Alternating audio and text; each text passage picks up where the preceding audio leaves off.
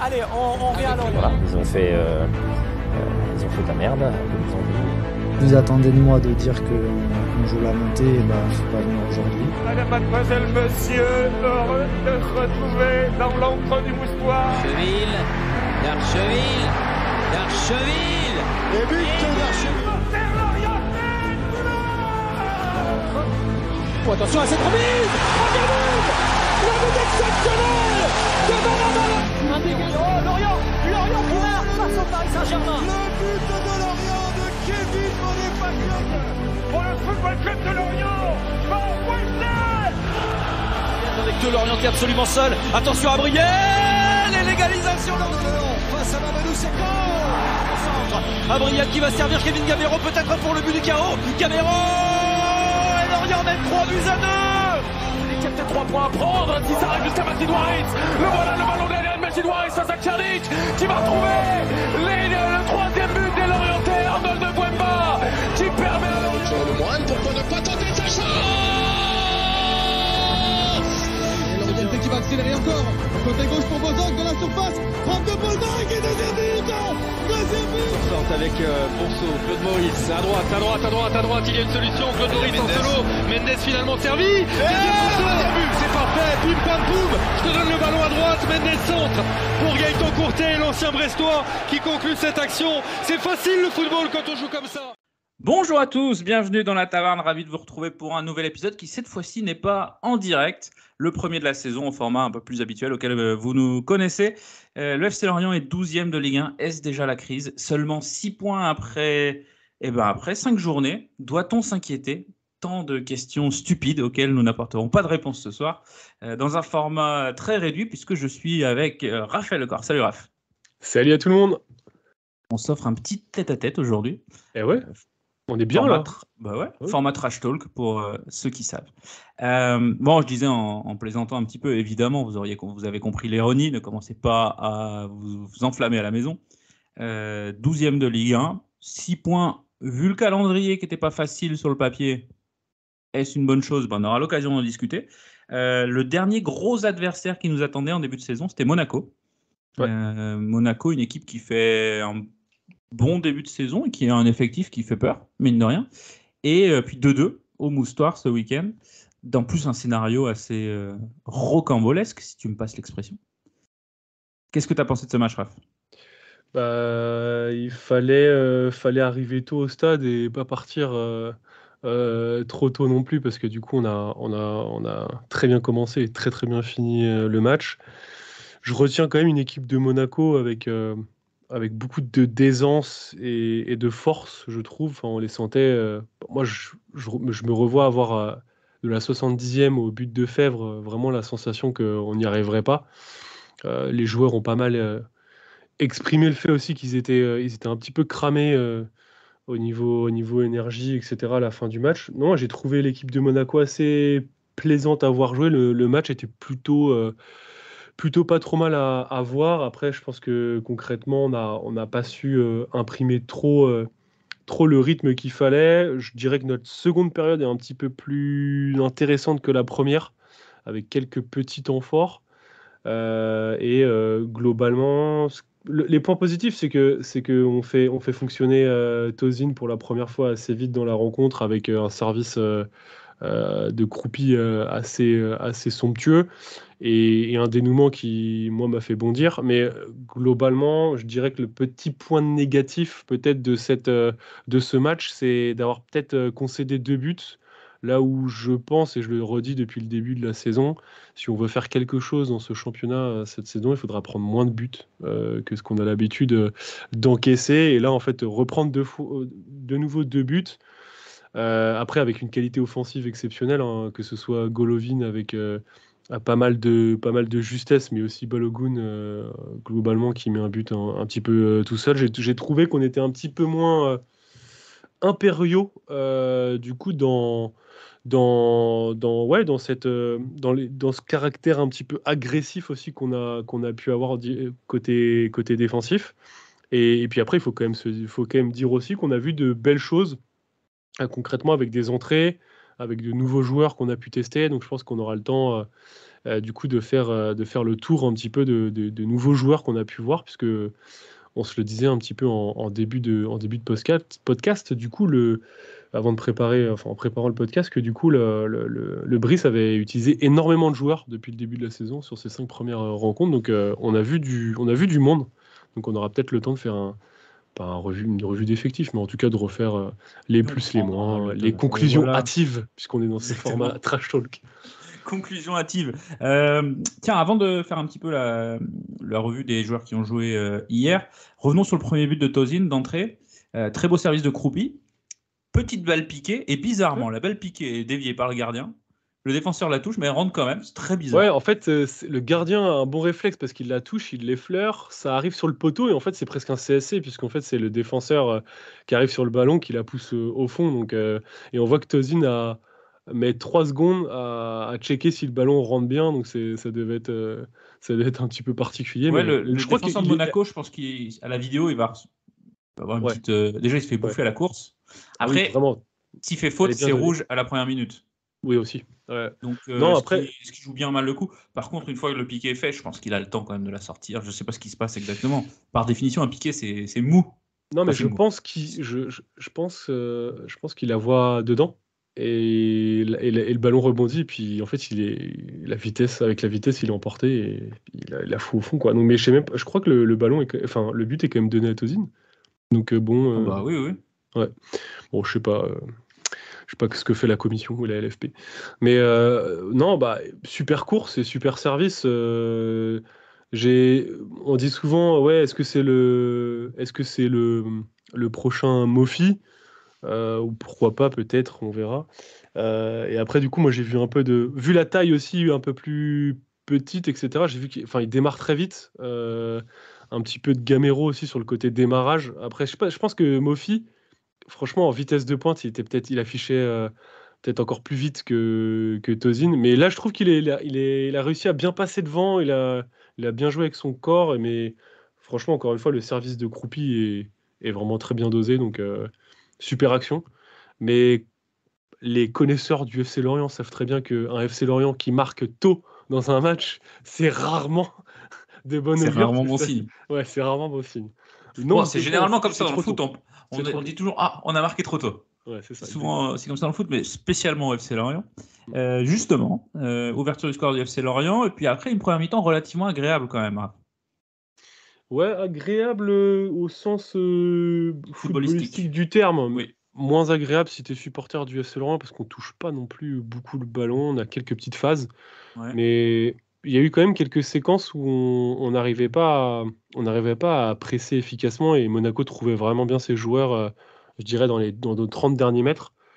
Donc je sais pas moi j'ai pas trouvé qu'on avait un plan de jeu défensif équivalent à ce qu'on a vu d'habitude. Je nous ai trouvé un petit peu plus éparpillé, moins dense sur le terrain. Peut-être aussi parce qu'on voulait appliquer un pressing, en tout cas d'être un petit peu plus agressif sur le porteur plutôt que d'attendre du coup la dernière banderie adverse. Donc il faudrait regarder le match de nouveau, chose que je n'ai pas faite pour aujourd'hui, mais du coup globalement, je pense qu'on a manqué un petit peu d'agressivité sur le porteur, tout petit peu en retard, et surtout grosse qualité technique côté Monaco, qui avait toujours un petit temps d'avance, la bonne passe qui trouve les pieds adverses, donc beaucoup de difficultés à remettre le pied sur le ballon. Et ouais, on a concédé pas tant que ça d'occasions, je trouve, pas beaucoup de frappes non plus, mais on sentait que ça pouvait accélérer, et globalement des remplacements assez judicieux aussi côté Monaco. Puis on prend ce but en première période on se fait surprendre. Je pense que Laporte et Talbi ne voient pas la balle en cloche partir. Je ne sais même pas si elle est souhaitée et voulue, mais en tout cas, Talbi perd un peu ses Touré appuis. Qui prend un grand pont de Minamino. Déjà. Quand tu vois la taille de Touré, tu dis Minamino, pour citer un grand philosophe du football, il faut prendre la moto et le périph' pour faire le tour de Touré, et lui, il y arrive, quoi. Et derrière, ça part sur Golovin, qui la récupère entre Laporte et Talbi. Alors, très beau but, mais aussi la défense est fébrile là-dessus. Ouais, la défense se fait un petit peu avoir. T'as Talbi qui est plus vraiment sur ses appuis, qui n'arrive pas à revenir. Laporte qui arrive à revenir, qui presse un peu, qui pousse un peu Golovin, qui peut-être d'ailleurs touche du tibia à la balle parce qu'il est un peu pressé et poussé par Laporte, mais ça rentre. De toute façon, je crois qu'il est pratiquement dans les 5,50 à ce moment-là, donc il n'y a plus qu'à fusiller Vogo, qui clairement peut absolument rien faire sur ce but. Ce sera pas fort. Enfin, jurisprudence Dreyer pour le deuxième, on y reviendra. Oui. Mais globalement là-dessus, ouais, je pense qu'on manque un peu d'à-propos et j'ai trouvé qu'on manquait un petit peu de. Enfin, on était moins. On avait un peu moins de jus, je trouve, d'un point de vue défensif, et ça s'est ressenti. C'est un peu l'allégorie du match, ce but, je trouve. Et pour autant, offensivement, on a la sensation que Lorient sait enfin quoi faire avec le ballon sur les quelques phases de possession. Ouais, c'est moins brouillon, c'est plus discipliné, on trouve bien nos joueurs. Je pense que Fèvre est progressivement de mieux en mieux dans le match. Ponceau est pas trop mal, ça tourne plutôt bien. Donc il y a Tozin en soutien, t'as Croupi qui est devant, qui permute aussi, non, ça tient la route, mais on manque. Ouais, on n'a pas tant que ça d'occasion non plus, très peu de tirs cadrés en première période, mais on sent qu'on est dans la partie, qu'on bénéficie aussi de cette confiance après le premier but. Je pense que Monaco aussi a un petit peu peur de la profondeur avec nos attaquants, donc on sent Monaco dominateur sans pour autant être écrasant, et donc on reste dans le match jusqu'à la 70e, je crois, où on prend un but, on va dire assez enfin plutôt beau, parce que franchement ce qu'il fait sur le côté, franchement il y a rien à dire. Ouais. Il marque tout seul le but, clairement. Donc, Oui, parce que donc 66e, ce qui se passe, Hutter voit que ce qu'il y a sur le terrain, bon, ça va pas forcément débloquer la situation tout de suite. 3 Triple changement. Exactement. Akliouche, Balogun, Diatta. Akliouche, un petit chouchou de Lucas d'ailleurs, à qui on passe le bonjour. Exactement. Balogun, qui est remplaçant sur le banc quand tu vois la saison qu'il fait l'an dernier à Reims. Ça va. Et là, en fait, Monaco à Balogun, on a Doucouré, tu vois. C'est ça la différence entre les deux clubs se voit assez rapidement. Et qu'est-ce que j'allais dire, tu m'as perturbé. Ouais, les 3 rentrent, tu sens que ça va faire du grabuge devant. Ouais. Et puis ça fait mouche assez vite. Et ça ne va pas, en 3 minutes, c'est fait, quoi. Ouais. Et puis là, l'erreur de Monaco, c'est d'avoir trop géré, je trouve. Ouais, alors attends, juste si on revient sur le but de Balogun, en effet, il le met tout seul. Premier poteau de Dreyer, quand même, sur ce coup-là, notre ami. Premier poteau de Dreyer, que fait la police? Non, mais après, il est vraiment fusillé, la balle est très très forte. Mais c'est vrai que concrètement, tu essaies quand même de boucher le trou entre le poteau et le gardien, quand même. Mais là, ouais, bon, ça va très vite. Je peux pas vraiment trop lui reprocher. On est en retard, la porte arrive trop tard. Si on veut être un petit peu exigeant, d'accord, il le prend vraiment premier poteau. Il n'y a pas non plus 2 mètres entre lui et le poteau. Enfin, je veux dire, il a la place, quoi. Surtout il est face au but à gauche, il va frapper du gauche. Tu sais qu'il va pas te la croiser dans la lucarne opposée, quoi. Non, c'est clair. Non, il pourrait être un peu plus. Je pense que ce but, le premier but, Golovin joue vraiment le coup. Peut-être qu'il y a une mésentente, mais bon, il est quand même. Celui-là, tu dois pouvoir l'éviter, je pense. Moi, je trouve que comme il est super bien amené, il n'y a aucun repli défensif, ça arrive trop tard, il se fait fusiller. Franchement, je pense qu'il doit être à quoi, 7 mètres? Non, allez, 8 mètres. Ouais, un petit peu en dehors de la zone, là, ouais. Donc, c'est quand même fort, ça frappe fort. Mais oui, c'est juste le positionnement. Oui, ça va vite. C'est juste le positionnement. C'est vrai qu'il pourrait être un tout petit peu plus à droite, collé au poteau. Ouais. En sachant en plus que du coup la défense revient, donc il pourra pas crocheter pour revenir sur. Bon, il sait qu'il va. Enfin, franchement, tu sens qu'il va frapper, quoi. Bon, après, geste de classe, sens du but, grand geste d'attaquant, ça part, ça gicle. Tu sens que Balogun, vous êtes gentil de me mettre sur le banc, mais je vais vous montrer ce que je sais faire, quoi. Tu sens qu'il va tenter, il était au 5 de Lanester, là. Il s'est fait plaisir. 2-1, réaction tout de suite de Lebris, triple changement. Ouais. Alors nous, c'est pas du Akliouche Balogun, hein, c'est un petit peu autre chose. Joël Vuka. Ouais, Vuka. Igor Silva, qui réapparaît. Est-ce que c'est un signe qu'on rebat les cartes à droite? Je pense que oui, on en reparlera peut-être plus tard. Premier match de Benjamin Mendy, on en reviendra évidemment tout à l'heure quand on parlera des 11, des 11 et plus maintenant qui ont joué, enfin maintenant, ça fait quand même 30 ans qu'il y a des changements dans le foot, mais des 15-16 joueurs qui ont joué donc hier. Changement à la 70e, triple changement donc. Tout de suite, on voit un effet de ces 3 changements? Non, pas tout de suite. Pas dans la physionomie du match, pas tout de suite. En tout cas, moi, je ne l'ai pas senti, je ne l'ai pas vu. Par contre, tu vois autre chose. Parce qu'on se réorganise un petit peu. Tu vois Silva qui fait quelques courses, etc., qui essaie de mettre un peu de rythme. Tu as Vuka que j'ai trouvé assez à l'aise, qui tricotait un petit peu, qui arrivait à éliminer, à les provoquer, etc. Mais j'ai surtout trouvé un joueur qui sait centrer, tirer les corners et les coups de pied, arrêter enfin dans la boîte. Ouais. Bon, il y a un corner, il l'a envoyé, c'est parti dans le corner de la présidentielle, c'est arrivé en honneur là-bas. Mais moi, j'ai quand même trouvé que, c'était quand même relativement précis, fort, tendu. Et quand tu sais que tu as Talbi, Laporte, Touré et des joueurs avec de la taille pour aller couper les ballons, tu te dis quand même que bon, ça fait une arme supplémentaire parce qu'il n'y a pas un corner qui a passé le premier poteau sur tout le match. Avant l'entrée, donc puisqu'on parle de Benjamin Mendy, pour ceux qui n'auraient pas suivi, avant son entrée, il me semble qu'il y a un corner qui est bien frappé. Je ne sais plus qui le frappe. Puis ça veut jouer à 2 temps sinon, aussi, les corners. Ah ouais, non, mais... et puis le reste des corners a fait même pas premier poteau. Premier poteau, voilà. Donc c'est un peu compliqué. Ouais. Et pour autant, donc à la 80e, Syrinet rentre aussi pour apporter de la taille devant. Mais on ne sent pas que Lorient peut revenir dans la partie. À aucun moment, on sent ça. Pour moi, c'est fini. Monaco plie un peu le truc. Mais je pense qu'ils arrivent dans un faux rythme. Il reste quand même 10 minutes plus les prolongations. Et on sait que maintenant, comme l'a dit Régis Lebris, c'est un match de 100 minutes. En fait, on sent qu'ils commencent à nous laisser un petit peu plus la balle, à être trop dans la gestion, trop gestionnaire. Et à commencer aussi à faire un peu les pleurnicheuses. À gagner du temps, etc. Enfin, ce qui est le jeu au fond. Oui. Et puis, comme l'a dit aussi le Brise, réajustement aussi tactique, on met de la taille dans la surface, on ne respecte plus le schéma tactique initial, on joue direct et on a quelques situations. En 3-1, ça change pas fondamentalement ta saison. Hein. Non, et puis là tu mets Touré dans la surface pour aller gagner de la taille, ça fait mouche, concrètement. Et 96e ou 97e minute. Ballon de Mendy, du coup, sur Touré. Sur Touré, ouais.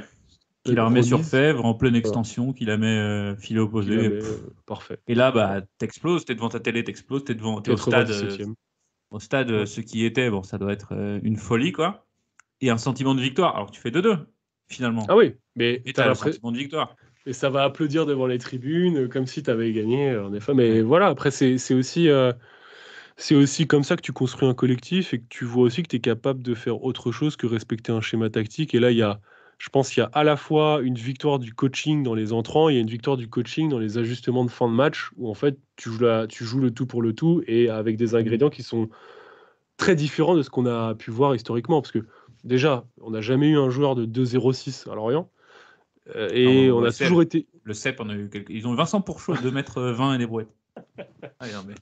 On va peut-être pas 2m20 Vincent Pourchaud. Vas-y, continue, je vais faire mes petites recherches. Mais concrètement, tu vois, Lorient, c'est rare de voir Lorient balancer dans la surface, etc., même en fin de match, quoi. Tu vois, donc non, c'est bien, on a des ingrédients pour faire autre chose. Donc ça, c'est plutôt cool. Bon, après, Touré, est-ce qu'il fait un match plein ? Non. Parce que concrètement, on va dire qu'il s'est situé, mais sans forcément être, je trouve, irréprochable et très un peu emprunté quand même. C'est Lucas qui disait qu'il devait appréhender son 2,06 m, un peu de proprioception, mais du coup, clairement. Et puis, on voit que c'est quand même un peu lent, il faut bouger la carcasse. Après, voilà, si on arrive à ne plus concéder de coups de pied arrêtés défensifs, parce que du coup, on a pris historiquement aussi au FC Lorient beaucoup de buts sur coups de pied arrêtés, ce sera aussi un bon point. Et défense New Look, aussi, puisque du coup, Talbi replacé, axe droit, Laporte du coup au centre et Touré axe gauche. Donc ça, c'est un petit changement aussi dans ces ajustements techniques et tactiques, puisque du coup, Kaloulu devait combiner avec Talbi, et Le Goff perdait Talbi pour Touré sur la partie gauche du terrain. Donc il fallait aussi se réorganiser et retravailler ça. Et j'ai trouvé que les disponibilités d'Abergel et Ponceau étaient plutôt pas mal. Enfin, ils ont bien joué ce rôle-là de relais. Donc non, c'est bien, il y a quelques ajustements et je trouve que les entrants sont bien rentrés dans le moule, sans forcément... Moi, j'ai souvent eu tendance à voir Lorient, tu fais les changements et tu vois qu'en fait, ça pète l'équipe et tu n'as plus le même rendement et puis c'est compliqué. Là, je trouve qu'on a réussi à faire des entrées assez intéressantes. Content de Mendy avec ce qu'il a pu apporter techniquement. On a vu que... Enfin, j'ai trouvé assez précieux, balle au pied, très propre. Donc ça, c'est plutôt cool. Pas forcément de chevaucher incroyable encore. Donc d'un point de vue physique, on n'a pas forcément vu ça, mais technique de balle. Assez intéressante. Tozin, il n'y a plus qu'à confirmer face à Nantes pour voir si... Attention, Voilà. la jurisprudence. Non, mais Adrien Garbic a marqué dans son premier but, dans son premier match. Igor Silva était très bon dans son premier match. Igor Silva, service de Silva, but de Le Goff. C'était ça le premier match à Saint-Etienne. Oui, on s'était dit, les latéraux qui vont sauver incroyable. les transversales toute la saison. On rêvait de ça. Qu'est-ce qu'il y avait? Darlene aussi, Longwa avait fait une superbe premier match, il me semble. De toute façon, on a tendance à s'emballer dès que ça sait faire un crochet ou faire une course. Non, même Bonke innocent. Bonke. C'est bon, on a numéro 6, c'est un sécateur, le mec a joué à la Ligue des Champions avec Malmö. Bon, c'était pas en plein. Vous posiez la question. Vincent Pourchaud, c'est 2m21. Ah oui. Donc, en fait, Touré ne fait que 0,93 Vincent Pourchaud. Est-ce vraiment beaucoup? De quoi? Faut quand même... Oui, mais bon, on en parlait tout à l'heure. Ça joue poste 4 pour les connaisseurs, quand même. Poste 4, voire même 5. Tu peux jouer 5 aussi. Ouais, 5. Ouais, en plus, il est mal. Enfin, il pour est être là. Sérieux 2 minutes, parce qu'autant Cyriné est très grand, mais fin. Talbi, déjà, c'est un peu plus carré, mais à côté de Touré, c'est une allumette, quoi. Ah, clairement. C'est impressionnant. Et nous, on l'a vu, puisque toi et moi, on a regardé les matchs à la télé, on le voit à l'écran. En vrai, tu dis, ça doit être...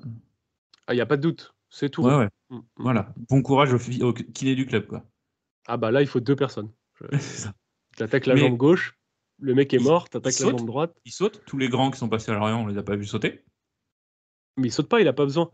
Il a mis un but de la tête, il fait un mouvement de bas vers le haut, mais sauf qu'il est déjà au-dessus de la transversale. Tiens, justement, il a pas mis le but de la tête, justement. Bah non, il a pas mis. Un centre de Le Goff, très beau. Très beau, parfait. Vincent Le Goff qui fait un très beau match. Revenons sur Touré. Revenons sur Touré. Le centre, il arrive parfaitement. Non, c'est sur un coup franc, il me semble. Bref, ça arrive parfaitement sur Touré seul à 6 mètres. Et la technique de tête est nulle. Et là, la balle fait... le but est à gauche, la balle part à droite, tout simplement, quoi. Donc là, on se dit, bon... Mais c'est 2m06, il faut les traîner sur le terrain, quoi. Il y a intérêt à avoir, comme tu dis, propriété de réception, etc. C'est peut-être un handicap, mais en tout cas, l'apport Talbi, Touré, ça fait une défense assez costaud. Ah clairement. Tiens, j'allais enchaîner sur le 11, et bon, Vogo, on en a parlé un petit peu. Vincent Le Goff. J'ai une théorie sur Vincent Le Goff. Ça fait 10 ans qu'il est peinard, Vincent Le Goff. Depuis qu'on dit que c'est une légende du club. On lui a mis qui? On lui a mis Loric dans les pattes. Bon, Loric, on a vite vu que pour la Ligue 1, ça allait être juste. On lui a mis Le Cush dans les pattes. Le Cush. Il est gentil, Le Cush. Bon, il vote Front National. C'est pas grave, c'est comme ça. Mais Le Cush, niveau foot, voilà. Qu'est-ce qu'on lui a mis encore dans les pattes à Vincent Le Goff? On en oublie, parce que sur 10 ans... ouais, mais finalement, des mecs qui ont joué à gauche, il n'y en a pas eu des tonnes, quoi.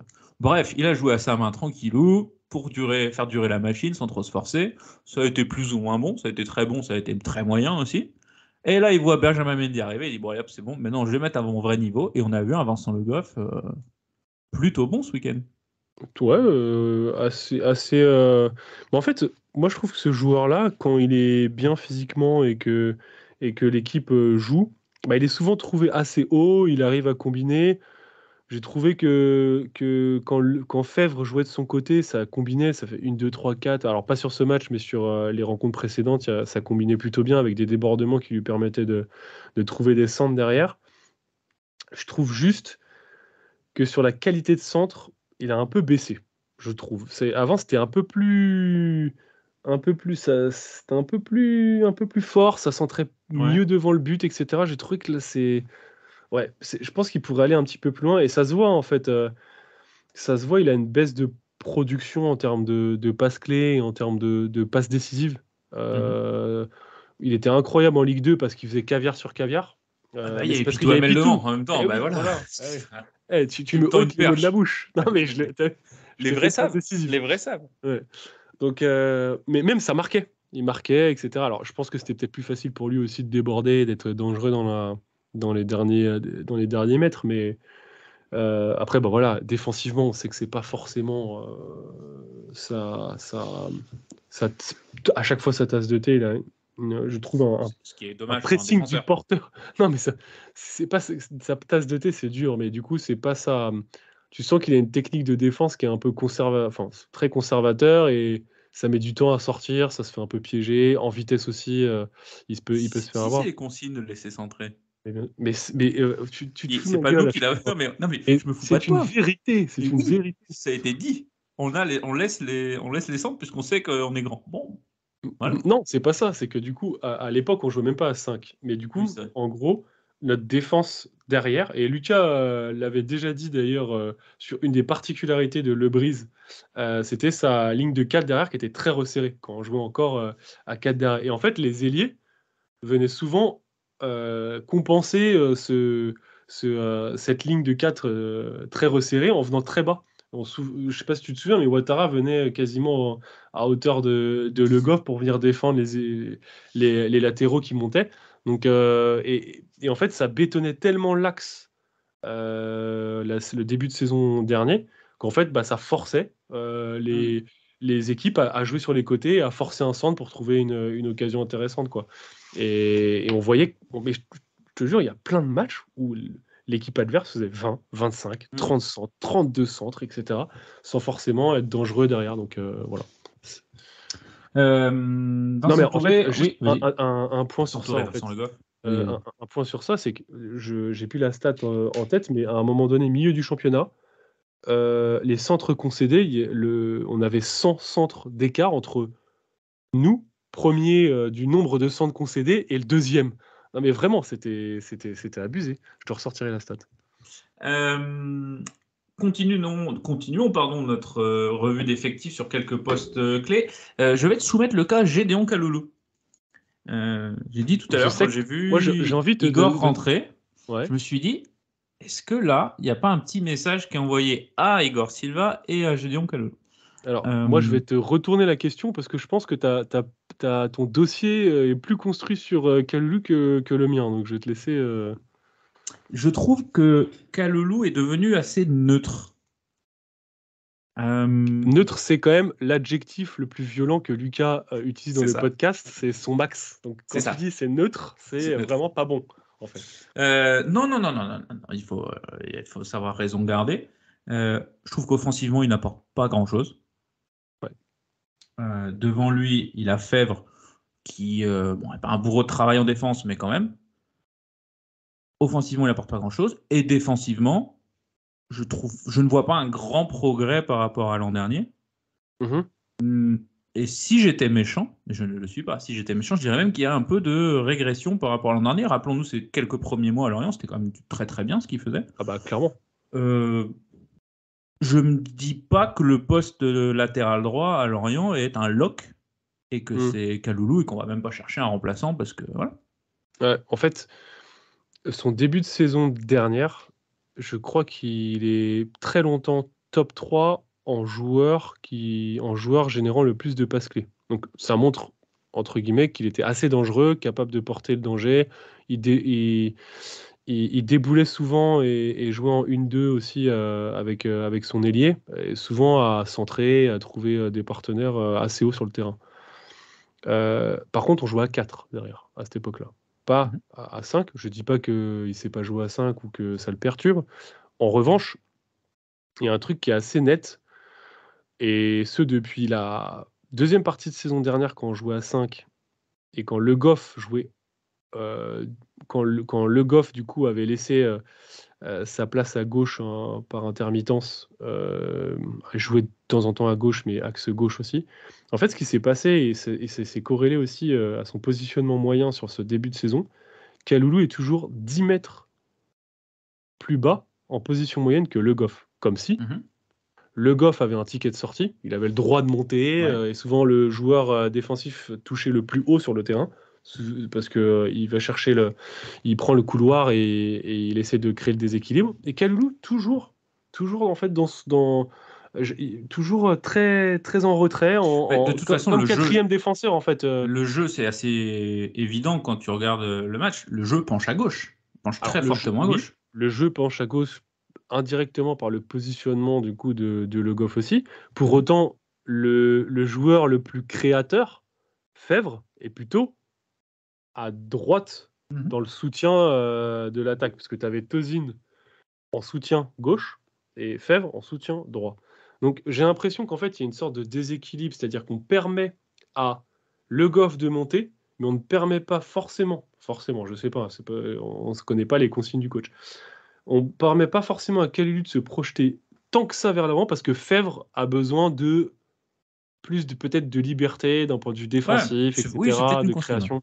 Donc peut-être qu'il y a ce déséquilibre qui penche sur la gauche parce que on veut animer comme ça et que c'est mieux comme ça. Peut-être que c'est faux. C'est la partie offensive qui peut s'expliquer donc tu me dis par des consignes. Ok. Défensivement, il y a eu quelques boulettes, je trouve aussi défensivement. Il y a eu des boulettes et je vois pas parfois aussi pris dans son dos. Comme si physiquement, tu vois, il était un demi-ton de ce qu'il avait l'habitude de faire. Je suis d'accord avec toi. Alors, maintenant, il a Talbi de son côté, ça aide. Oui. Même si avant Talbi, qui est-ce qui jouait à droite, c'était Maïté. Un peu plus jeune, etc. Bon, mais finalement, est-ce que Igor Silva n'aurait pas une carte à jouer, tu penses? Non, à ce stade-là, je pense pas. Après, c'est quand même... Mais pourquoi il le fait rentrer? Igor Silva, qui était placardisé de chez placardisé. Mais parce que t'as pas le Silla. frigo était mis dans le placard, le placard était fermé à clé, et la clé, elle était dans le port de Lorient. Ah, c'est clair, elle est... Et là, en fait, il pop comme un Pokémon sauvage au milieu des hautes herbes. Et voilà Igor Silva. Mais en fait, tout simplement parce que je crois que Silla est rentré un petit peu trop tard de sélection et pas forcément apte à 100% à jouer. D'après les infos que j'ai, je confirme pas à 100%. Et c'est pas un choix sportif d'avoir mis Silva devant Silla. Mais clairement, je pense qu'il avait besoin de sang frais sur les ailes. Je vois pas ça comme une sanction, parce qu'on pourrait dire alors, à ce moment-là, Le Goff fait un bon match. Pourtant, il se fait sortir. Pourquoi? Non, c'est pas une sanction, c'est juste, tiens, revoilà Igor. Ouais, mais t'aurais eu Silla, t'aurais rien dit. Et je pense que c'est Silla dans la hiérarchie qui est juste derrière Kaloulou, pas Silva. Okay. Donc, moi, je me dis juste, c'est qu'on n'avait pas le personnel pour faire le changement et que Silva a eu de la chance. Bon, dommage, c'était pour la belle histoire, j'aurais voulu voir Igor revenir. Alors, on aurait préféré voir peut-être un attaquant revenir, peut-être, un jour. Ah oui, mais alors là, à mon avis... Je pense que c'est cuit de chez qui, franchement. Là. Je pense que les 4 attaquants sont blessés, il fait jouer Touré en bref. Surtout, je sais même pas pourquoi je vous suis dans ce délire, parce que du coup, c'est vraiment pour aider Pierrot, parce que je sens qu'il va craquer. Mais, oui, voilà. Alors, petit aparté sur Adrien Garbic, puisqu'on parle de lui, c'est lui qui aurait refusé le prêt, enfin son entourage, etc. C'est eux qui ont refusé le prêt en Espagne. Pour des raisons sportives? Je sais pas. Les clubs étaient d'accord. T'es mis d'accord. Lui, il avait mon machin, puis hop, plus de son, plus d'image, il a pas donné de suite. Alors, ma théorie, alors attention, dans une théorie, Oula. Il a vu que Siriné, c'est encore fragile. C'est jeune. Il a vu que Dieng, bon, voilà, il a vu comme nous. Il s'est dit, Tozin, il vaut pas un Strudel. D'accord? Donc, il s'est dit, il va bien me faire jouer à un moment ou à un autre. Bon, alors, que s'est-il passé la stratégie, que s'est-il passé dans la tête d'Adrian à la 2e minute où il a vu Tozin marquer? Il a dit, attends, il y a peut-être des mecs qui cherchent un joker médical. À mon avis, il s'est peut-être dit ça. Romain Fèvre, un mot. On n'en parle pas assez, je trouve, de Romain Fèvre dans ce podcast.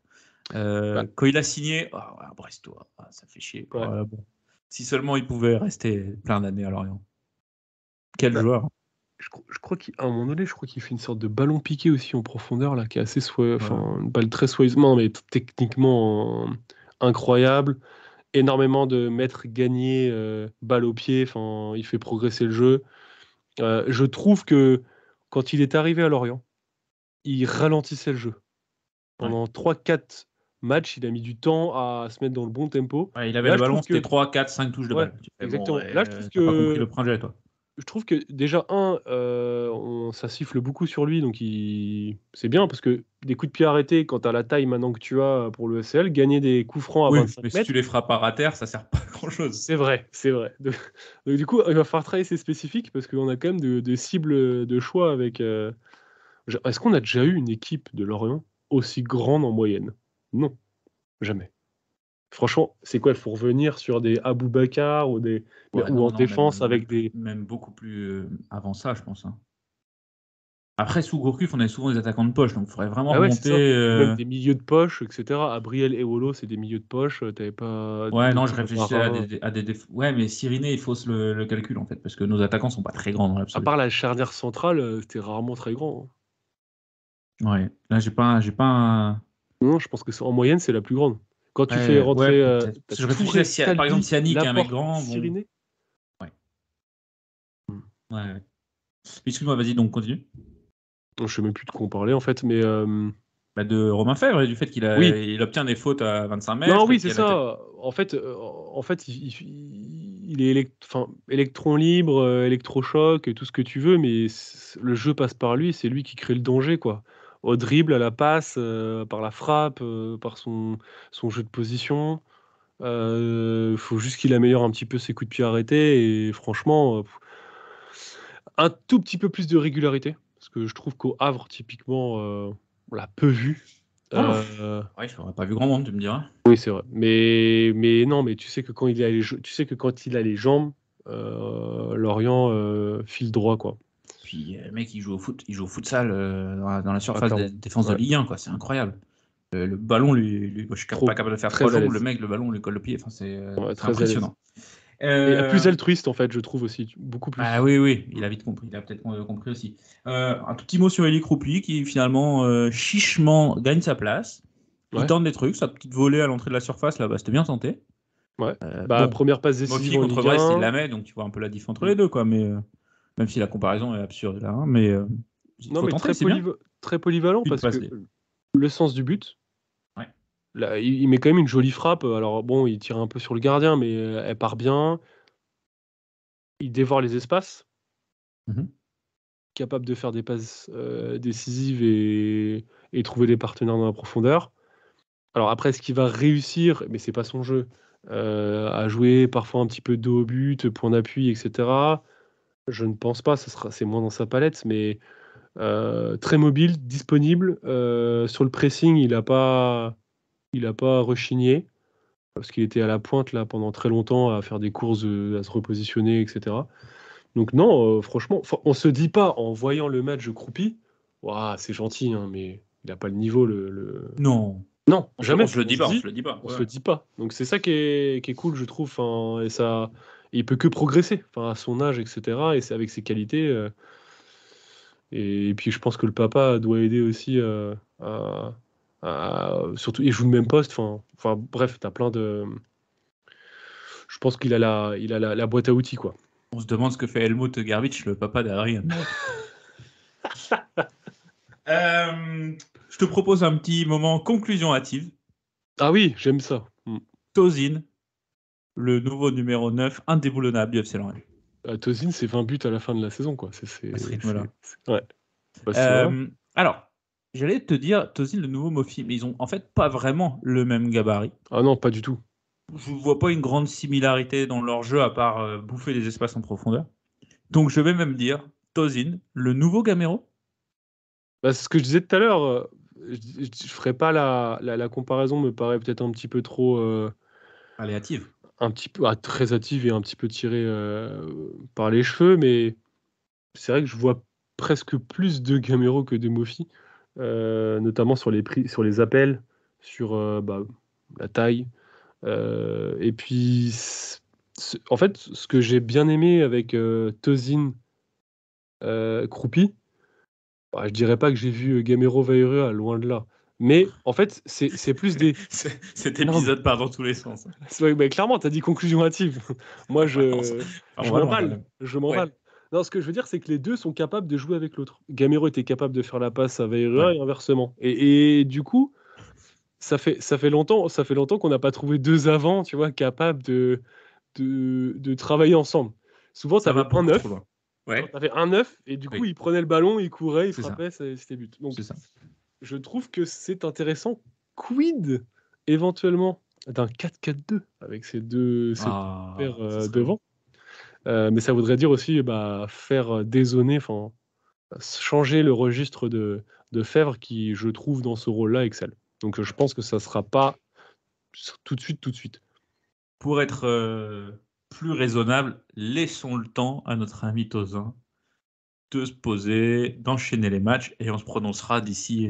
Non mais c'est sûr, dans 4 journées, on va dire, il est complètement éclaté, il a une technique de balle exécrable, aucune on avait prévenu, c'était une conclusion hâtive. On va parler des entrants, évidemment, et le premier d'entre eux, excusez-moi, vous, quand on en a parlé tout à l'heure rapidement. Bon, allez, on y va, on ouvre le dossier. Hop, Benjamin Mendy a enfin joué, on va pouvoir parler football. Franchement, entrée plus que correcte. Déjà, ovation du Moustoir. Oui, moi, ça m'a pas surpris. Hein. Non, mais applaudissements nourris. Oui. Peut-être pas ovation, mais genre, les gens étaient contents de le voir rentrer. Oui. Ça, c'est un premier point. Non, mais ça aurait pu être plus timoré, plus feutré. Là, j'ai trouvé que c'était assez. Dimanche matin, article dans Le Monde, article dans l'Équipe. Le Télégramme en fait un. Je crois que Ouest France en fait un. Voilà, passons au foot, quoi. Ouais, et c'est ce qu'il a fait. Moi, j'ai trouvé que dans le petit périmètre, capable de conserver, jeu court propre, jeu long intéressant, capacité à centrer, coup de pied arrêté. Voilà, ce n'est que 20 minutes et quelques, mais apport immédiat. Et en NHL, c'est passe D. Bah oui, bien vu. Voilà. Exactement. Bien vu. En NHL, c'est passe D. Non, et puis tu l'as mentionné tout à l'heure, une qualité de frappe, ce coup de pied arrêté, qui est quand même au-dessus de la moyenne et au-dessus de n'importe qui à Lorient. Tu sens que le geste, il est maîtrisé, la balle, elle part, elle est frappée, etc. C'est pas genre, j'essaie de faire quelque chose. Là, il a rien à foutre à Lorient. Complètement. Bon, voilà ce qu'on pouvait dire sur ce Lorient-Monaco. Je pense qu'on a été assez exhaustif. En résumé, un bon point de prix. Très bon point de prix parce que on méritait pas autre chose quand on voit la production offensive. On n'a pas 2 buts sur ce qu'on a produit. On a un but, presque un but. Très bon point de prix. Non, c'est bien. Franchement, c'est bien. Et je trouve que alors 2 choses: dynamique parce que cohésion, dynamique parce que plusieurs entrants, collectifs, et un truc de fou. Je sais pas si vous avez vu la réaction sur le but de Régis Lebrise. Il a craqué. Émotion de Régis Lebrise. Émotion. Ah oui. Incroyable. Il était là. Tout de suite. Tout de suite. Bon. Qu'est-ce qui s'est passé ? Coupe du Monde ou Donc il a dû poser un RTT lundi matin parce que. Je te jure. Du coup, voilà ce qu'on pouvait dire sur ce match-là. Donc on va revenir un petit peu sur ce début de saison. Le FC Lorient, après 5 journées, est donc 12e de Ligue 1, bon, on s'en fout un peu, 6 points en ayant joué le PSG. Le PSG. Nice, Lille, Le Havre, Monaco. Une victoire, 3 nuls contre le PSG, une victoire contre Lille, et quelle victoire, 4-1 au Moustoir, 4-2 au Moustoir. Ouais. Match nul au Parc, match nul contre Nice, match nul contre Monaco. La seule défaite, c'est au Havre. Ça, c'est tellement FC Lorient. Very Lorient. Moi, quand on a vu le calendrier tomber là, on s'était dit, si ma mémoire ne me fait pas défaut, si on fait 5 points sur cette phase-là, donc en gros, on avait tous vu une victoire au Havre, et puis, un point arraché de ci, de là, 5-6 points, 7 points éventuellement, on est bon. Finalement, on est pas mal. On est dans les clous. On est pas mal. On est pas mal d'un point de vue comptable, c'est pas mal parce que, enfin, Je vois très pas un clairement, match qui laisse des regrets en fait. Bah si, le regret, c'est de pas confirmer face à une équipe comme Le Havre. Oui, mais sur le match, il n'y a pas de regret. On a été 0. Tu perds, tu peux pas dire. Non, bien tu vois, sûr. si cette frappe, elle est machin. Non. Non, alors moi je te parle pas forcément d'un point de vue offensif parce qu'on n'a pas forcément montré grand chose. Je parle juste des 3 buts que tu encaisses quand même, alors que, encore une fois, quand tu joues à 5 derrière, c'est pas pour t'en prendre 3 en fait. Et pas au Havre, quoi. Pas au Havre. Et du coup, en fait, quand tu vois t'es obligé d'avoir une analyse par rapport à la valeur et au niveau des équipes que tu rencontres. Donc quand tu arrives à faire des matchs nuls, à gagner face à Lille, on verra à la fin de la saison où se trouve Lille au classement. On verra aussi Nice, etc. On verra. Mais tu te dis juste, j'arrive pas à bonifier finalement des résultats hyper positifs face à une équipe où tu es censé prendre au moins un point. Tu vois, et en fait, ce que je ne comprends pas, c'est que à la mi-temps, même si au Havre, hein, même si le match n'est pas fou, tu dis bon, allez, on est en place, ça devrait le faire. Le 0-0, il va passer. Et puis tu t'effondres. L'équipe, c'est vraiment. Je pense que le vrai score, ça devrait être 2-0, parce que le troisième est vraiment un peu malchanceux. Mais ouais, j'ai pas trop aimé cette deuxième période avec beaucoup d'approximations et encore une fois une défense qui s'est fait un peu avoir. Hein. Donc alors oui, il y a eu la blessure de Formose Mendy qui du coup a précipité l'échauffement de Muyokolo qui lui-même s'est blessé et du coup on a fait un peu plus de bricolage du coup derrière. Puisque Kaloulou est passé axe droit, si je dis pas de bêtises. Ouais, c'était ça. Et Silla, piston droit. Donc, bon, ok, c'est pas ce qui était prévu initialement, mais j'ai trouvé que derrière, qu'on prenait quand même pas mal la sauce. Donc, bon. Non, après, faut revenir aussi sur tu prends un point au parc. Tu tiens la comparaison. Je t'interromps, je pense pas que beaucoup d'équipes iront prendre des points au parc cette saison. Quand ça va être rodé, là. Alors bon, Mofi a fait son show annuel au parc. Ah, Mofi a fait une masterclass. Il a dit non, mais ça fait 4 ans que je fais pareil.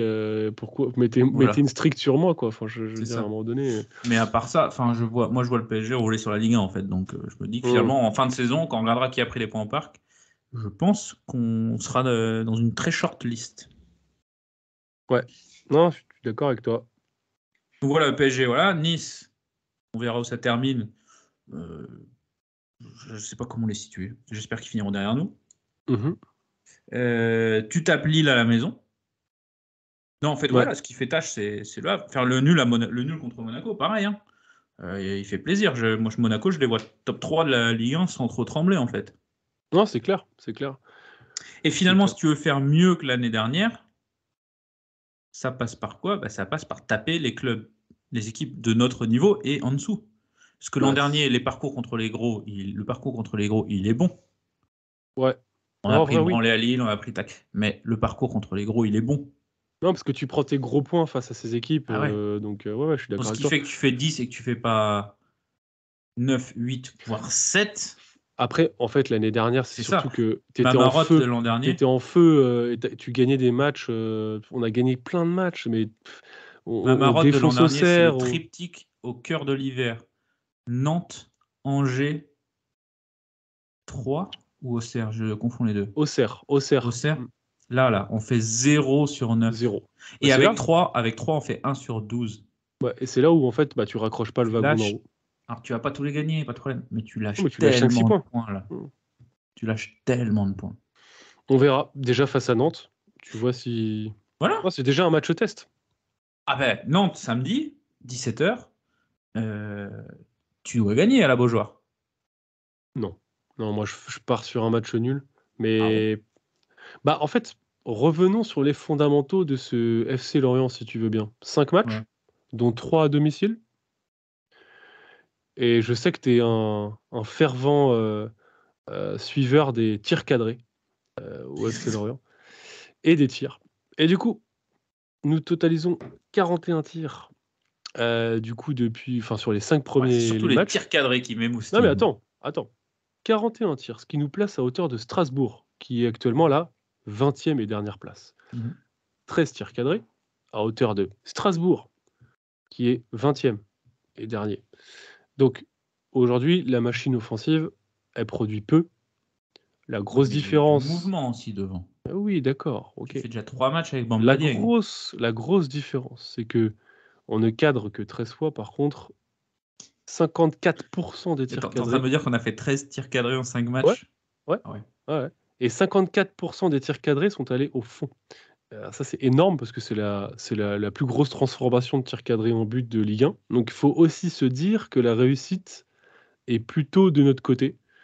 Et on est 3e équipe la plus chanceuse, si je puis dire, par rapport à notre production de X-goals versus le nombre de buts qu'on a marqués. Donc, je dis pas Alors, que... je vais te retourner ta statistique. Ouais. On a joué Paris, on a joué Nice, on a joué Lille, on a joué Monaco. C'est pas contre ces équipes que tu vas tirer 25 fois au but. Hein. Mais c'est évident, bien sûr. Donc, c'est Surtout des qu'à équipes Paris, qui, tu n'as pas par touché le ballon. définition, tu n'as pas le ballon.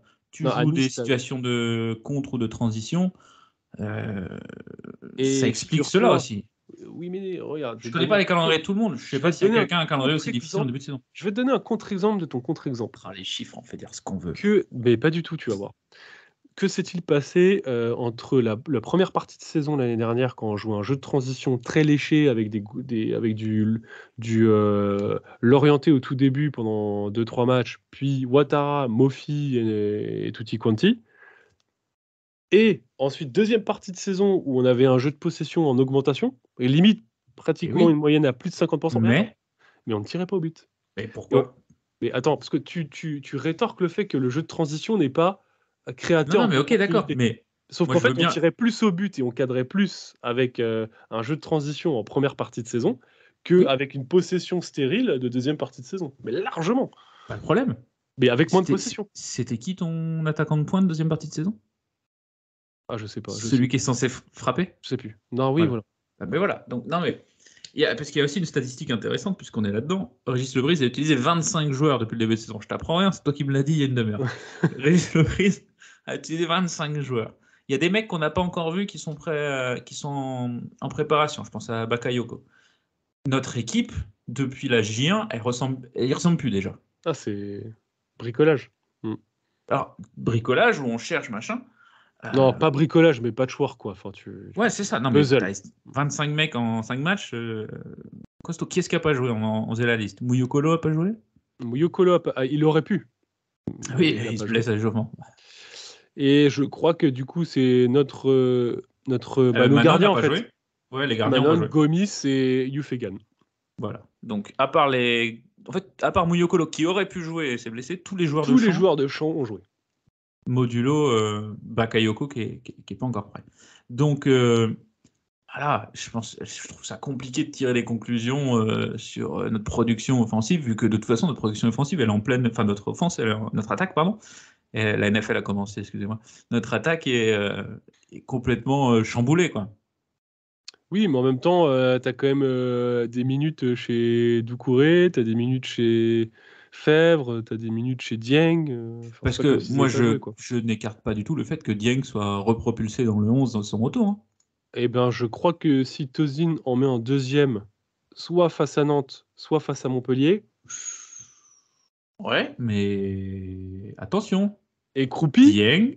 Attention, Croupi. Ah, Dieng. Attention, Dieng. Attention. Dieng, choix du coach. Hein. Ouais, d'accord. Mais... si avec le sportif qui comptait. Mais à chaque fois, on me rétorque ça. À chaque fois, je dis, il joue parce qu'il vaut X millions. Et après, on me dit, ouais, mais non, tu peux pas réfléchir comme ça. Prends pas mon argument. Oui, il va jouer Dieng. Moi, j'ai jamais contredit ça. Je n'ai absolument aucune foi dans le football professionnel. Évidemment que tu achètes un mec 11 millions. Il faut le faire jouer parce qu'il y a un moment ou un autre.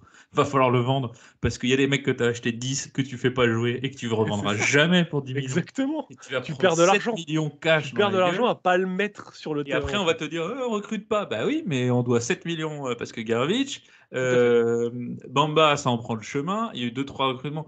Makengo. Makengo, il perd de la valeur. Voilà, attention. Faut pas se tromper. En fait, il faut juste. C'est sûr, t'achètes. Il faut juste se dire. Il y a combien de. Maintenant, il y a quoi? Il y a 34 journées en Ligue 1. Ouais. Donc 34 journées, ça va vite. 34 matchs. Ton Makengo, il vaut 10 millions. Pour moi, il perd un quart de million à chaque match non joué. Non, mais faut lisser sur sa durée de son contrat. Hors blessure.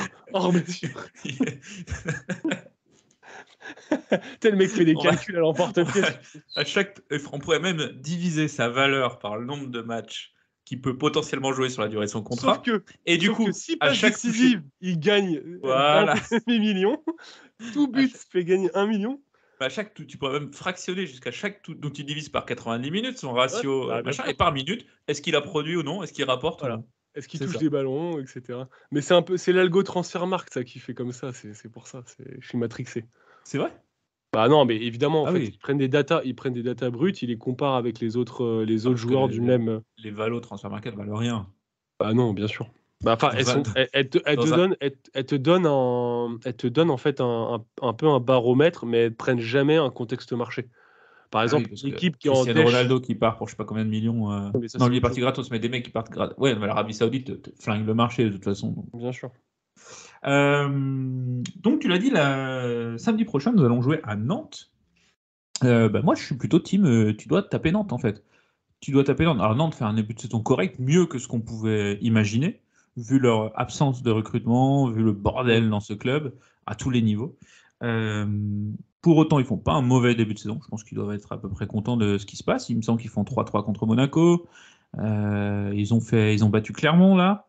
Mais sachant que Don Régis a dit qu'on allait faire mieux, tu fais mieux. Si tu bats pas Nantes, tu vas faire mieux.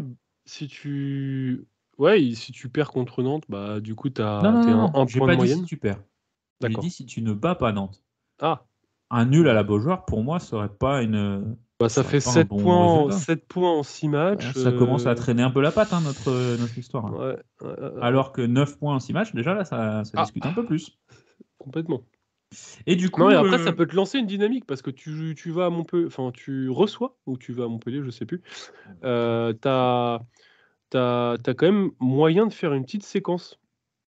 Alors, la suite du calendrier, si tu me laisses charger ça, mon petit tu reçois Montpellier et tu vas à Lyon. Moi, je veux bien que Grosso soit un génie du football, il n'y a pas de souci. Voilà. On a vu Le Havre 0-0 hier soir, je crois. Ensuite, Lorient-Rennes. Retour d'Enzo Lefebvre au Moustoir. Incroyable. Enzo qui se fait siffler à Rennes ce week-end. Ah bon? Ouais. Moi, je t'avoue, je ne suis plus du tout. Tu vas à Reims. Chez le Pascal Dupraz Hype. Et puis tu reçois le RC Lens. Le RC Lens qui est à 1 point au fin fond du classement. Et j'essaye de trouver, excusez-moi, le calendrier du RC Lens à ce moment-là pour voir si on ne se les prend pas. Le 5 novembre, ils sont à Lorient avant d'aller jouer à Eindhoven en Ligue des Champions. Mais à combien de points ils seront? À combien de poins ils seront à ce moment-là? Après ça, vous écoutez La Guinguette, la friterie, le podcast de nos amis lensois. Ouais. Non, c'est dur là. 1 point seulement. Ça leur apprendra la modestie. Excusez-moi. N'oublions pas qu'ils ont fini derrière nous quand même en 2020. Donc voilà. Tout ça pour dire que le calendrier, maintenant, il commence à être à notre portée. D'accord ? On a 2 matchs. Je pense que là, il faut ramasser les points. Là, moi, je pense qu'il faut faire 4 points. Au moins sur. Faut faire 4. Voilà. 4 points sur combien de matchs? 2. Pour moi, tu dois aller. Tu gagnes contre mon. Tu fais 5 points. 5 points là, sur les 3 prochains matchs. Là, c'est non-stop jusqu'au 12 novembre. Après, il y a une trêve. Donc, jusqu'au 12 novembre, c'est une série de Montpellier, Lyon, Rennes, Reims, Lens, Clermont. 6 matchs. On va pas faire 18 points. Ça va un peu loin. On va pas faire 18 points. Si tu veux, on divise par 2. On s'arrête à. On fait donc Nantes, Montpellier, Lyon, Rennes. Pour moi, c'est. Disons, ça, c'est octobre. On se plonge sur octobre. 4 matchs? Non, tu vas faire plus que 5 points. Pour moi, si tu veux prétendre à quelque chose dans cette Ligue 1... Pour moi, c'est nul victoire, nul défaite. Pour moi, mais ça, c'est ton prono, ok. Mais ce que tu dois faire si tu veux prétendre à quelque chose. 4 matchs, tu vas pas faire 12 points. Pas de problème. En fait, avec 5 je pense que tu dois taper Nantes. Avec 5 points en 4 matchs, je pense que tu restes milieu de tableau. Oui, pas de problème. Le 5 serait pas forcément. Mais alors, attends, quoique. Tu tapes Nantes, ça fait 3. Montpellier à la maison, tu les tapes. T'es déjà à 6. Et t'as Lyon à l'extérieur et Rennes à la maison en bonus. Après, Donc toi, Montpellier au tu Moustoir, ça n'a verrais jamais 7 réussi. points. Hein. 7 points plutôt que 5. Disons que je vois 6 points sur la série. Ok. Je pense que Nantes, on les bat. Je pense que ou Montpellier ou Lyon, ça va tomber. Ok. Même si Montpellier au Moustoir. Et tu penses qu'on peut aller faire un résultat à Rennes, genre un petit match nul Non, c'est à domicile. Hein. Ah oui, pardon, t'as raison. C'est à domicile. Je sais pas, mais je pense que 6 points minimum. Allez, 6 points, c'est faisable. Et je pense que si tu fais 6 points, là, hop, tout de suite, ok, on est dans une autre discussion. Et en fait, à ce moment-là, si tu arrives à regagner en confiance et à huiler un petit peu l'attaque, ce qui peut se passer, c'est que, et Silence est toujours au fond du trou, tu peux continuer sur ta dynamique, et après, tu as Clermont, Metz, Toulouse. Donc, c'est et clairement. t'as Bakayoko qui va revenir. Hein. Moi, je veux bien que ce soit plus le Bakayoko de Monaco, ouais. Mais quand même, il doit avoir du ballon, le petit, quoi. Donc, va falloir intégrer ce que tu veux, mais on a quand même un effectif qui commence à avoir de la gueule, quoi. Ah bah après, de toute façon, là, tu sais très bien que ça pourrait tourner à Bergel, Bakayoko, voilà. Après, on est capable de faire nul à Nantes, perdre contre Montpellier, nul à Lyon, perdre contre Rennes, et on a fait 2 points sur les 4 matchs. Hein. Et là, tu commences à. Te dis, bon, bah voilà, notre saison. Notre saison, ça va être milieu de tableau, ventre mou, et il faut pas falloir se reconcentrer vite, quoi. Bah, tu prends que 2 points là sur les 4 prochains matchs. Ah bah c'est cata. Hein. Tu te rapproches. C'est pas ouf. Il n'y a que 34 journées. Voilà ce qu'on pouvait dire sur ce match de Nantes à 17h. Peut-être un 11. Est-ce que tu fais des changements par rapport à ce que tu as vu ce week-end? Alors, éventuellement, qui pourrait éventuellement. Est-ce que tu. Je sais ce que tu vas poser. Tu m'as cramé. Non. Non, pas encore. Non, pas encore. Mais. Pas encore. Je pense. Je sais pas si Formose Mendy est de nouveau apte. Sinon, je pense qu'il reconduit. Je pense qu'il reconduit. Il y a Carry qui va revenir aussi. Alors, Carry, pour moi, c'est soit. Alors, tu vois, Carry, dans ce système-là, je sais pas si. Est-ce que tu le fais jouer à la place d'un Ponceau aujourd'hui, ou est-ce que tu le fais jouer à la place d'un Tozin en soutien de la. Je pense que c'est plus Ponceau. Moi, j'aimerais plus le voir là. Parce que Carry, je vois que la raison officielle de sa blessure, c'est commotion cérébrale. Ah ouais? Ouais, c'est ce que j'ai ici sur mon application, commotion cérébrale. Bon, ça vaut ce que ça vaut, j'ai pas... Bon, bref, on s'en fiche. Enfin, on s'en fiche pas pour lui, mais voilà. Quentin Boigard est également blessé, voilà. Ça... Eh ben oui, il a pas joué non plus, Quentin Boigard. C'est quoi tes stats, là, Raph? T'es pas au taquet. Ou alors tu comptais plus Quentin Boigard comme joueur professionnel du FC Lorient? Je sais pas, il est dans le loft. Il était dans le frigo, qui est dans l'armoire, qui est... Tout ça pour dire que oui, donc on disait, ce qu'on sous-entendait, est-ce que tu titularises Benjamin Mendy? T'as compris. Moi, je le titularise peut-être pas dès ce week-end, mais je ne serais pas non plus surpris outre mesure que ce soit le cas. En fait, qu'est-ce que tu fais? En fait, il peut y avoir 2 possibilités. Tu reconduis les 5. Mendy rentre et c'est de nouveau bien. Mais Le Goff continue à faire des perfs. Ok. Des masterclass.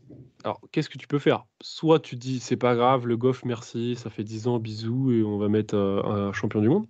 Ou tu refais redescendre Le Goff comme au poste où il a joué, du coup, la saison dernière, en se disant, je peux continuer à construire depuis l'arrière, parce que Le Goff, faut au moins lui valider un point, c'est que dans la construction du jeu, il est quand même un petit peu au-dessus de ce qu'on est capable de faire.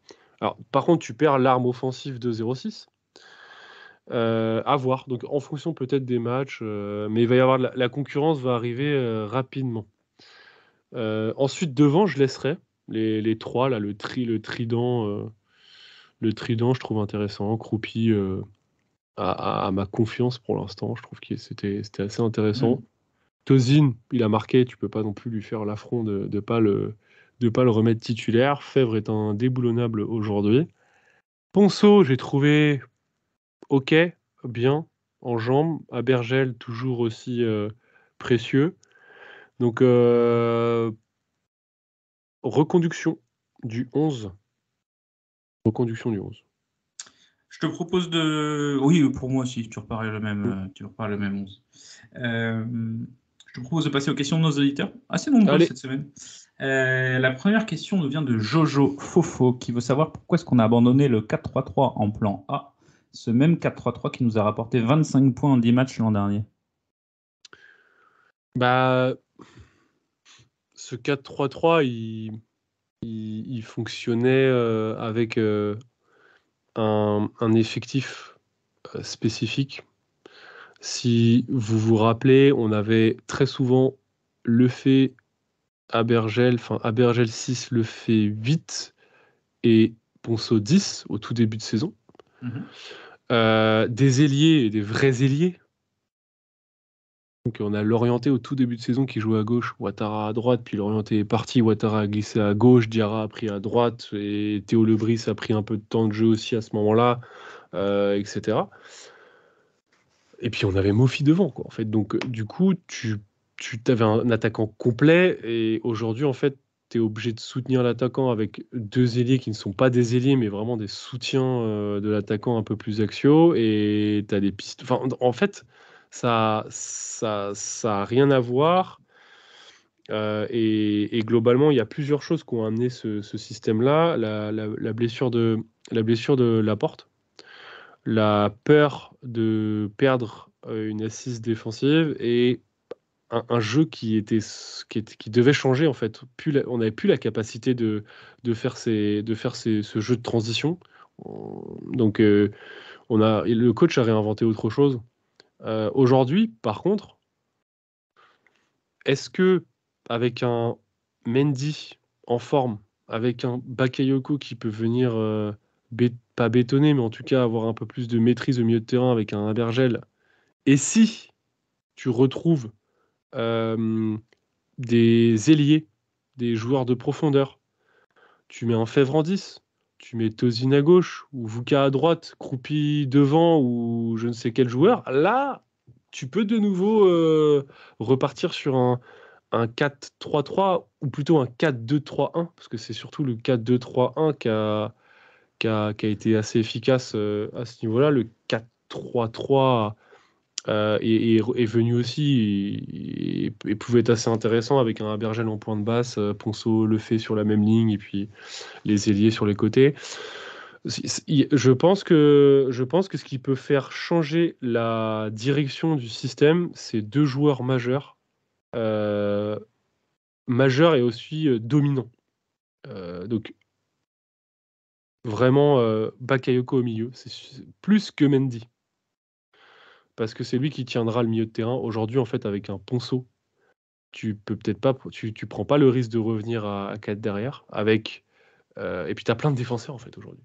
Tu vois le groupe du FC Lorient, c'est un groupe à la Didier Deschamps. Tu pars à la Coupe du Monde avec 10 centraux, tu vois. Donc là, en fait, à un moment donné, ton effectif est prévu pour jouer dans ce système. Donc là, si tu changes en 4-2-3-1, 4 je sais pas quoi, etc., tu vas dire quand même pratiquement à 2 centraux de faire banquette toute la saison. Donc voilà. Même à 2 ou 3. Formose. Ouais. Et ou Touré, parce que tu vas garder la porte Albi. Et Mouyokolo. Ouais, mon Mouyokolo, tu sais oui, que non, il se dit, bon, je suis dans la rotation potentiellement. Ouais. Potentiellement. Oui. Une blessure, un truc comme ça, il est dans la rotation. On a beaucoup de questions, quelques questions sur Kaloulou, mais on vient d'y répondre. On y a répondu un peu plus tôt dans le podcast. Je pense à Christophe Kerl2 qui nous demande comment expliquer le néo-offensif de notre piston droit. Régis Lebrise, à quand la fin de l'immunité Kaloulou? Alors, on n'est pas aussi dur que ça, mais voilà. Toonsi on Fire qui dit je trouve que Talbi joue comme un deuxième arrière droit. C'est un peu la spécificité de cette défense à 3. Alors, deux choses. Première fois que Talbi rejoue axe droit cette saison. D'ailleurs, axe droit, je crois que Talbi a jamais joué axe droit chez nous, de toute manière. Que ce soit à 4 ou à 5. Autre chose, moi, ça fait depuis 3-4 matchs que je vois Talbi sortir de la défense à 5 et participer à la construction plusieurs fois. Pas que sur ce match-là, mais aussi quand il jouait axe gauche là, auprès de Le Goff. il venait dézonner, quasiment être dans la zone d'Abergel pour, on va dire, mettre un peu plus de densité à la construction. Et on l'a vu porter le ballon plusieurs fois. Je ne sais pas si quelque chose que vous avez vu, Si. mais en tout cas, à la construction, il sortait de cette ligne de 4 pour apporter le point d'appui supplémentaire et permettant peut-être au deuxième milieu de se projeter plus haut. Et donc, du coup, tu te retrouves avec un 4-2 et les offensifs devant, parce que Abergel et Talbi étaient au milieu type 6, quoi.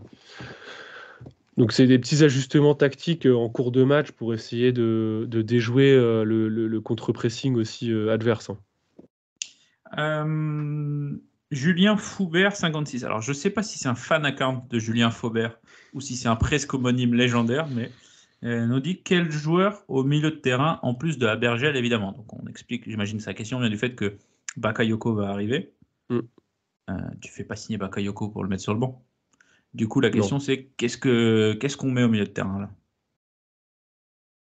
Bah, pour moi, c'est ce que je te disais tout à l'heure. Tu laisses Abergel en 6, tu fais jouer Bakayoko en 8 avec un peu plus de liberté. Tu laisses Fèvre en 10 éventuellement si tu changes de système. Sinon, tu gardes ton 5-2, enfin ton 3-4, je sais pas quoi là. Donc avec deux soutiens, tu laisses Fèvre et tu vois comment ça se passe au fil de la saison.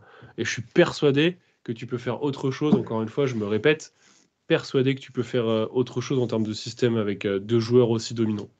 Vraiment. En fait, on se rend pas compte que si on retrouve le Bakayoko qu'on a connu il y a quelques saisons, le mec te tient le milieu de terrain. Puis à Abergel, ça va lui faire des petites vacances à Abergel. Bah déjà, et puis même est-ce que alors c'est moi peut-être, je sais pas, franchement. Ah, il veut pas le dire. Est-ce qu'Abergel sortirait pas du 11 ?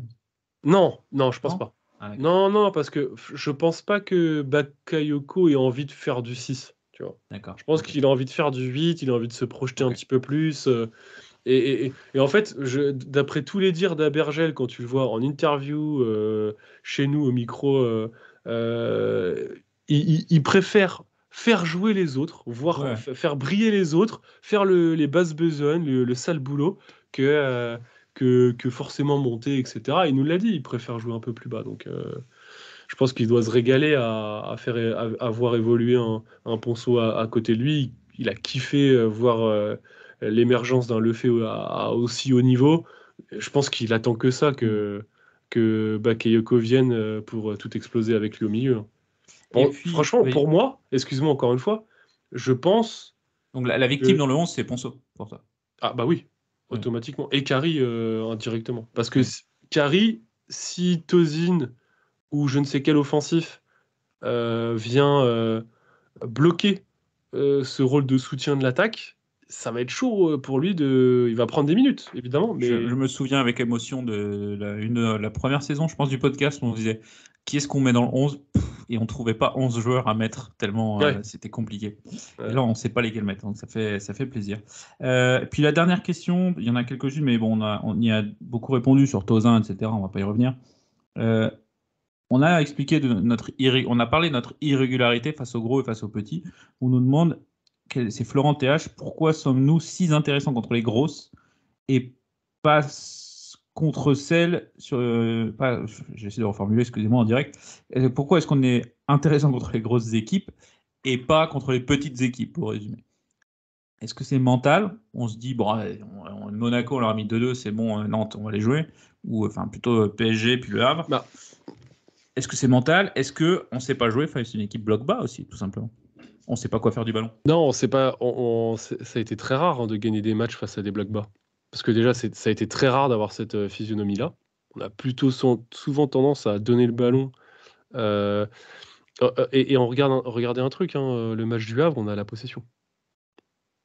Mais on n'en a rien, fait. On n'a pas réussi à les déborder. Ça passait d'un côté à un autre, etc. C'était trop lent, on n'arrivait pas à casser le verrou. Donc, en fait, on est pris à notre propre piège, parce que la plupart du temps, on file le ballon à l'adversaire, notamment quand c'est une grosse cylindrée. Après, attention, il faut aussi regarder un point, c'est que qu'est-ce qui aujourd'hui change un petit peu de ce qu'on a l'habitude de faire défensivement. Moi, je trouve qu'il y a une composante, c'est le pressing. L'équipe Le Brise fin d'année dernière, c'est du bloc bas très attentiste, très, très conservateur, qui presse quasiment pas, ou très peu, encore pire en première partie de saison. Et là, du coup, sur cette saison, on voit qu'il y a une tentative d'aller chasser le porteur, d'aller récupérer un petit peu plus haut, et on voit que finalement les 2 buts face à Lille, les 2 premiers, c'est du contre. C'est du grattage de ballon. C'est Doucouré qui vient gratter, c'est Abergel qui vient gratter, Abergel à Paris qui gratte, qui met un poteau. Voilà, en fait, je pense que ça change drastiquement de l'année dernière où on avait tendance à descendre, revenir derrière et après se projeter très vite. Sauf qu'en fait, il a dû changer ça. Il a dû changer ça parce que tout simplement, c'était plus aussi efficace en deuxième partie de saison quand on n'avait plus le même effectif et que la transition était moins efficace. Donc, plus de possession déjà pour moins subir. Et quand on défendait, il fallait presser un petit peu plus par séquence. On va bien voir, de toute façon, on n'a pas joué de petites équipes pour l'instant à part le Havre. Et enfin, on dit petites équipes, on pourrait même dire, si on était un petit peu plus honnête, dire des équipes de notre niveau. Voilà. On a joué le Havre, on a joué une équipe sur 5 de notre niveau. Nice aussi. Attendons de voir maintenant. Attendons de voir ce qui va se passer. Ça passe dès samedi 17h, donc à la Beaujoire contre Nantes. On n'a pas donné de prono. C'était quoi ton prono, Raph ? Match nul. 0-0, 1-1. Ouais, 1-1. Un clean sheet ferait du bien quand même. Ouais, en fait, là, ça me saoule un petit peu. On prend quand même un peu trop de buts. Désolé, je fais un peu une fixette là-dessus, mais je vois pas un résultat de saison meilleur que l'année dernière si on prend pas moins de buts, de toute manière.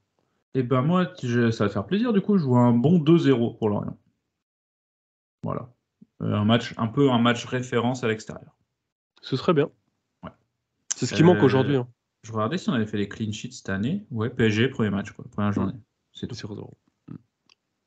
Ben voilà, donc on se dit rendez-vous samedi 17h à la Beaujoire. On sera devant la télé ou au stade pour ceux qui y vont, évidemment. Merci de nous avoir suivis pour cet épisode. Merci Raph pour ce petit tête-à-tête qui fait plaisir. Bah, merci à toi. Cette année, petite nouveauté, on trouve des petits épisodes. Je te propose pour cette année, Touré, c'est 0,93 pour chaud. Ça me paraît le meilleur titre possible. C'est pas mal, j'aime bien.